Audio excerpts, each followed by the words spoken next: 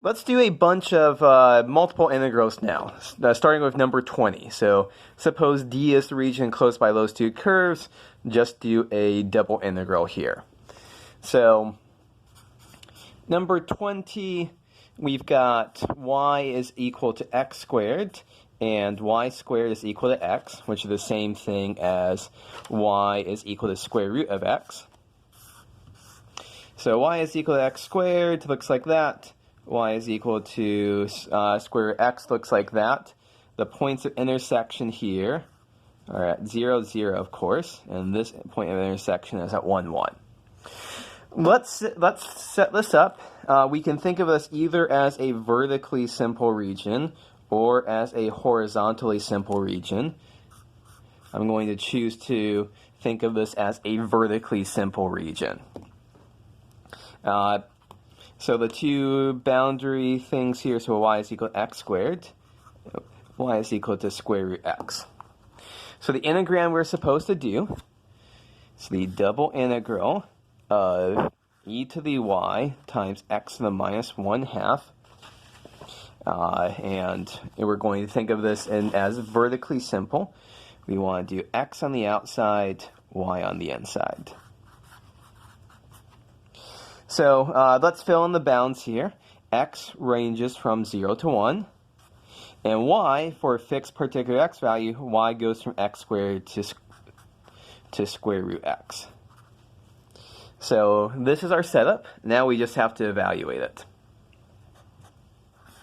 So let's see what's going on here. When we integrate e to the, we're thinking of this x to the minus 1/2. That's a constant times y. So we would be, when we integrate e to a constant times y, we divide by that constant. And we're going to substitute in y is equal to x squared to y is equal to x to the 1/2. Okay, let's go ahead and substitute this in. So x is equal to 0 to 1.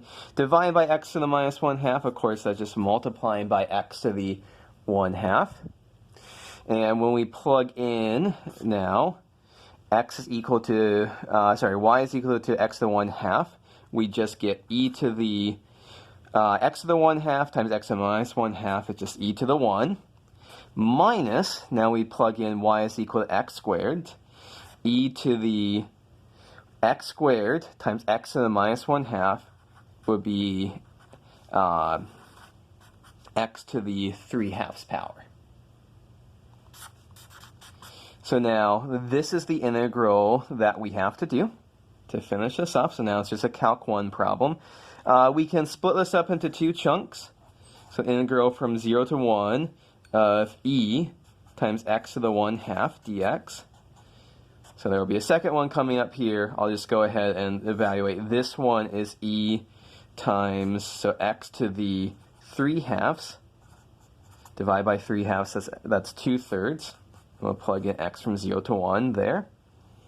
For our second integral 0 to 1 of x to the 1/2 times e to the x to the 3/2 power dx. And a moment's thought should suggest that we should be thinking about substitution here. So u is equal to x to the 3/2. This is great because du is equal to 3/2 x to the 1/2 dx. And we've got the 1/2, x to the 1/2 dx. 2/3 du is equal to x to the 1/2 dx. So this integral is now just going to be e to the u, 2/3 e to the u du. And when we change the bounds, when x is 0, u is 0. When x is 1, u is 1. So this is where we're at. Let's finish off this calculation on the next slide. So our previous line, I'm just going to recopy it. E times 2/3 x to the 3/2. X runs from 0 to 1 minus 2/3. U is equal to 0 to 1 e to the u du.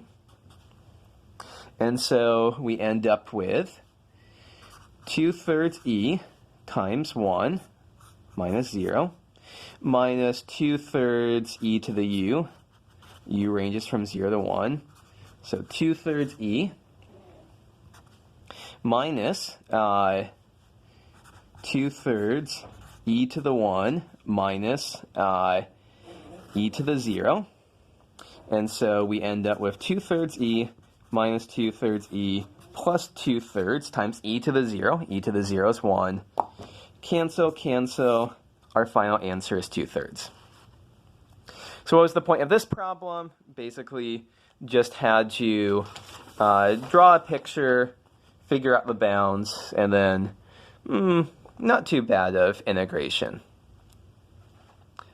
Okay, number 21, evaluate this double integral.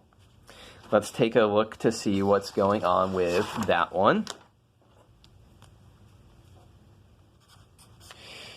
So y goes from 0 to 1, x goes from y to 1, sine of x squared dx dy. Now let's take a look at this. This says we have to integrate with respect to x first. And I can tell you that I have no idea what the antiderivative of sine of x squared is. If there is an easy antiderivative, I certainly don't know it. So let's think about what happens if we, this is very suggestive, we should think about changing the order of integration. And maybe if we integrate with respect to y first, our life will be a lot easier. So let's think about that. So y ranges from here is y is equal to 0, here is y is equal to 1, and then we want to have x is equal to y, and x is going to go 0 to 1 here. So first problem is figure out which one of these regions is what we're integrating over. So for a fixed y value between 0 and 1, x goes from, so this is line y is equal to x goes from y to 1. So it looks like we're integrating over the bottom right triangle here. So next step is, well, going to have x on the outside, y on the inside. So let's think about what our bounds are here. So x is going to range from 0 to 1. And so then y, for a fixed x value, goes from 0 till we hit this line. So y is ranging from 0 to that line as y is equal to x. So why do we make this change? How does this help us? Well, when we integrate with respect to y first, the integral of sine of x squared, that's just a constant with respect to y. So we would end up with y sine of x squared, and plug in y is 0 to x squared dx. And when we, oops, not an x squared, that should just be an x. And when we go ahead and plug in y is x and y is 0, we just end up with x sine of x squared dx. And now we breathe a sigh of relief because this nasty x squared in there, well, we can apply substitution. U is x squared. du is equal to 2x dx. du over 2 is x dx, which is, there's our x dx. And so what do we end up with?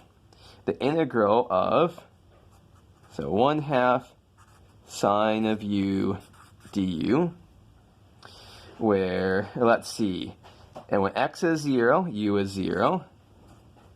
When x is 1, u is 1. So this will be a pretty easy integral for us to do. The integral of sine of u is, of course, minus cosine u. Plug in u is 0 to u is 1. And so what do we have here? Minus 1/2 cosine 1 plus 1/2 cosine 0. And cosine 0 is, of course, equal to 1. So this is just, I'm off screen a little bit, this is just 1/2 minus 1/2 cosine 1. So what's the moral of the story here? If we have a double integral that is just flat out impossible for us to do, we really don't want to do it, think about changing the order of integration. We weren't told to change the order of integration, but we can realize just how good an idea is, and it can allow us to evaluate this integral. Let's do something similar along these lines. Problem number 22 here. Sketch the region of integration and write an equivalent integral with the order of integration reversed for this integral, and evaluate the integral in both forms, and we should get the same answer. So this is going to be a little bit different than the one we just did, because we are going to be able to evaluate both integrals. Instead of only being able to evaluate one of them, but it would be good practice for us. So what is going on here? We've got 0, x ranges from 0 to 2. Y ranges from x squared to 2x of xy dy dx. So first things first, it said sketch the region of integration. I'm going to postpone that. Let's just go ahead and do this integral first. So we integrate, so x from 0 to 2. That doesn't change. We're integrating with respect to y. So we get xy squared over 2. And y ranges from x squared to 2x.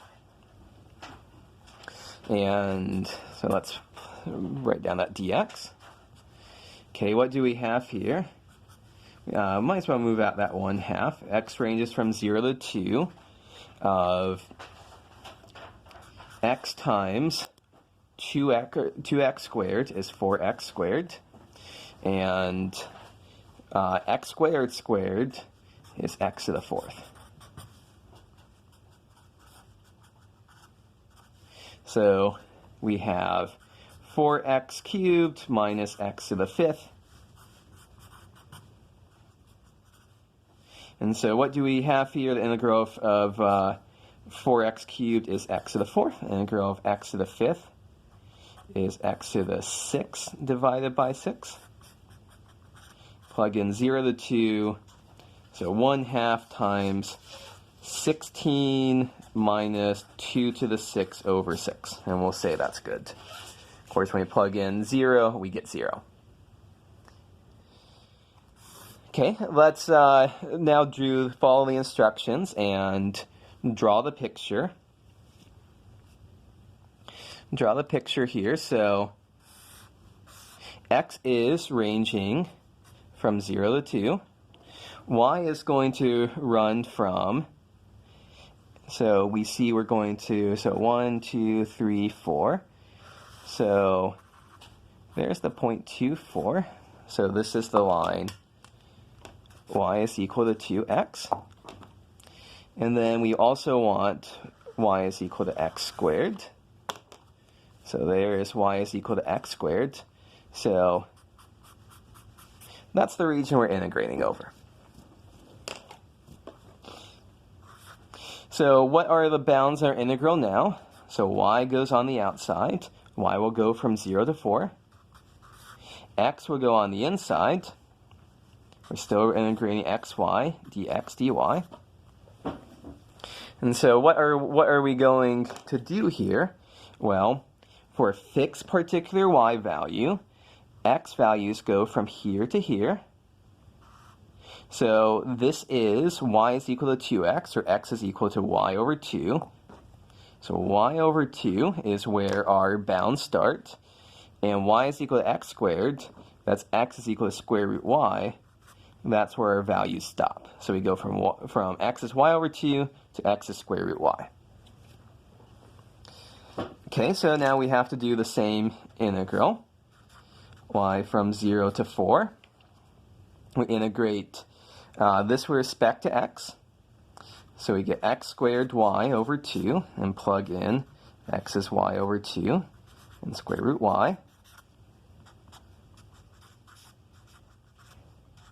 And so we end up with, when we plug in x is square root y, we get y squared over 2. And when we plug in x is y over 2, we would end up with y cubed over 8. So let's go to a new slide. So what do we have? We had 1/2 y from 0 to 4. y squared over 2 minus y cubed over 8 dy. So 1/2 times, let's see, we're going to have y cubed over 6 minus y to the 4th divided by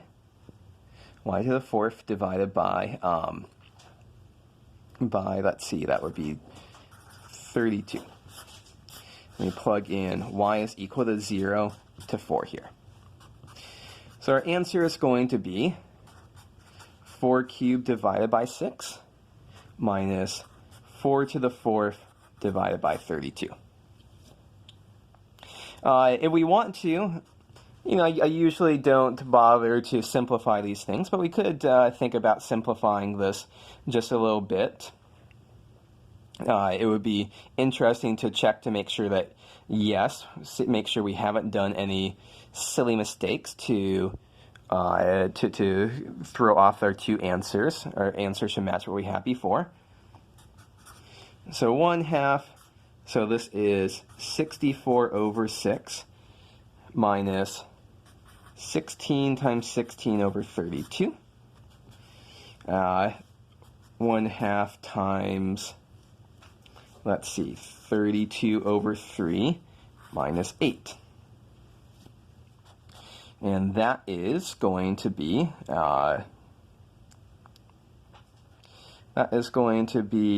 8 is 24 thirds. So I think it's 1/2 times 8 thirds is going to be 4 thirds. Let's see, did we make any arithmetic mistakes? Did we make any arithmetic mistakes if we do this calculation? So 64 over 6, 16 minus 64 over 6.